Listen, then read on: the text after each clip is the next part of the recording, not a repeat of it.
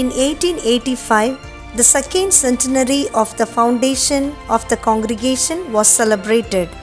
The sisters, teachers, and students of the institutions of West and Peruve joined as one family to celebrate the event. Monsignor Druse, Bishop of Tournai, presided over the solemn high mass, assisted by a large number of priests. The bishop then intoned the Triduum in thanksgiving for all that had been accomplished with the help of God's grace during the past 2 centuries.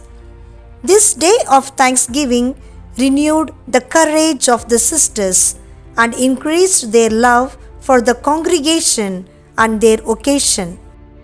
In 1885, according to the Act of Foundation and the first constitutions, the sisters were to run the school only for girls, and for the boys were not admitted to their school.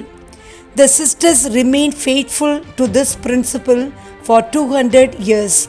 But the need of time having changed, they had to change their policy. There were many boys in the neighborhood who had no place in the municipal schools. At the request of the local mayor, the sisters opened a class in October 1885 for little boys under 6 years of age. The school produced several priests, committed Christians, professionals, strong characters who during the wars and political upheavals have given proof of great heroism. In 1893, the Belgian government wished to acknowledge the eminent services rendered by Mother Alphonse de Coster, Superior General. It awarded her the Cross of Honor, a national award for her long and dedicated services as Directress of the Psychiatric Institute.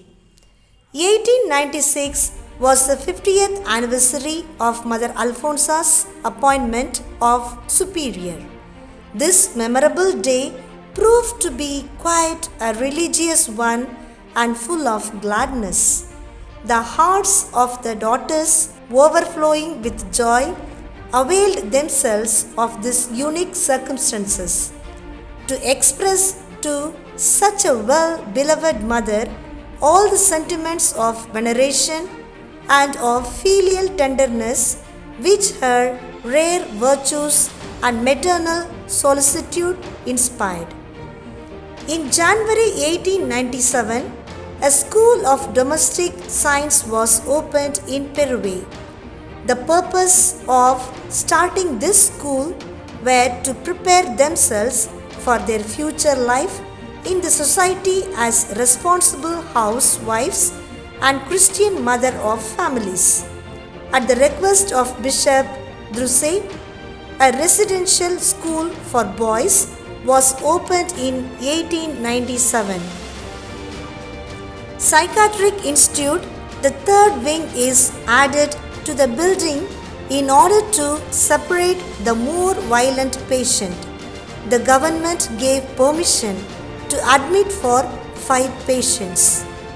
The government had been most appreciative of the eminent services rendered by her as Directress of the Asylum for Mentally Affected Women and decided to award Mother Alphonse with a civic decoration.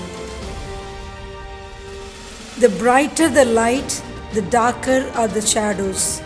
The dark shadows or periods of trial did not extinguish the light in the congregation or in the heart of each of its members. The source of light was visibly present as God was walking with them, bringing support, strength, consolation, and protection.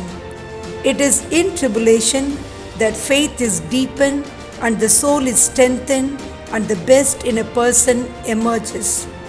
The courage, the self-sacrifice, and the charity of our sisters, and above all, the loving protective hand of God are seen at their best in the trying events of the war years.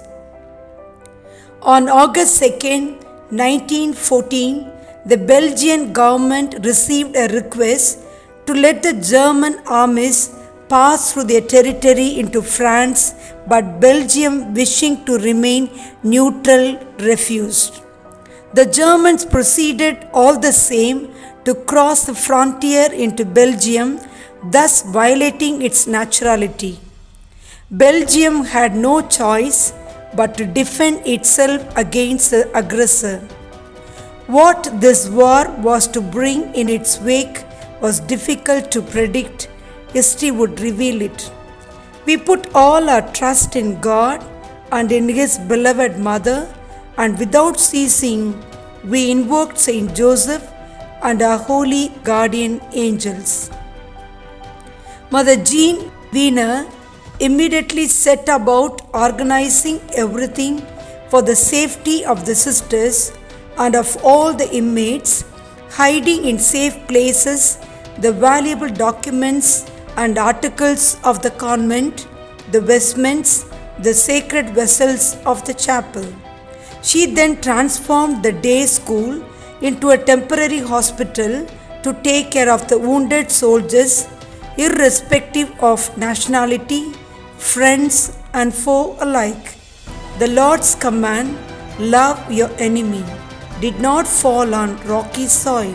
On August 24, 1914, the first German warplane flew over the convent, and within minutes was heard the bombing of the city of Tournai, 7 kilometers from the village of Wes. As there were no Belgian army units there, the city soon fell into the hands of the Germans. They took the bishop and the civil authorities of the city as hostages. Soon the wounded French and Belgian soldiers were brought to the convent after dark to be taken care of. The German soldiers occupying the convent at West converted the boarding school into a prison for the Russian soldiers. On January 19, the Russian prisoners were taken away, and on January 21st, about 500 English soldiers were brought under a new officer in charge to work for the Germans on the railway tracks. The house was now transformed into a forced labor camp for English prisoners. After the English prisoners were shifted, the convent buildings were turned into barracks for the German soldiers. At the approach of the Allied forces, the Germans wanted to destroy all the landmarks before they retreated. Their first target was the steeple of the chapel, which they feared would serve as an excellent observation post for the English army. They had placed 4 huge bombs inside it and made all the technical arrangements to have them explode at the propitious moment. Then came the critical moment of the evacuation. Only those who have experienced such uprooting will understand all the bitterness that goes with it. The sisters had to flee from their dwelling, taking with them the aged, the infirm, and the sick, the one of them with an amputated leg. They also had to take along the mentally drained ladies of the Psychiatric Institute. In union with their Divine Master and in solidarity with the thousands of men, women, and children they dragged along under a constant shower of cannon shells and warplanes flying overhead that created panic and anguish in the hearts of all on flight. Wherever possible, they sought shelter in the houses of those who themselves were under shock and stress. But divine providence was accompanying them all along, intervening at the right time to protect them from harm and danger, providing them with the necessities of the moment. On the night of October 19, 1918, a strange or rather a miraculous event took place in the quadrangle of the community at West. One of the oldest statues of Our Lady, placed on a pedestal in the courtyard between two windows of the apartment of Bishop, saw everything around it collapse as a result of the explosion of the bomb from an overflowing plane. The doors, windows, flower pots were all blasted to pieces around it. Yet the statue remained absolutely intact, standing victorious on the pedestal. Even the pedestal on which she was standing was cracked in several places, but had not collapsed, still standing faithfully, carrying the sweet weight of the statue. There she was, the Blessed Mother, just as she stood at the foot of the cross and faithful to her son's last request. Mother, behold your children. There she was standing and protecting her children and the house of God from destruction. From that moment, she came to be known as Our Lady of Wonders. The war having ended on November 11, 1918, the sisters returned to West in small groups. They entered the village with feelings of sadness and shock at the destruction. The houses and the churches of all the neighboring villages, including the parish church of West, were just masses of ruins. The beautiful convent chapel, though its walls were riddled with holes, pierced by the cannon shells and bombs, was still standing with its steeple all and erect, proud to welcome the sisters back from exile. The war left behind it devastation and desolation. In 1747, the community revised the constitution and presented them for approval to Bishop D. Salem of Thune. The constitution was once again revised, approved by Monsignor Druset in 1892. In 1917, the new Code of Canon Law, the task of updating the constitution was undertaken.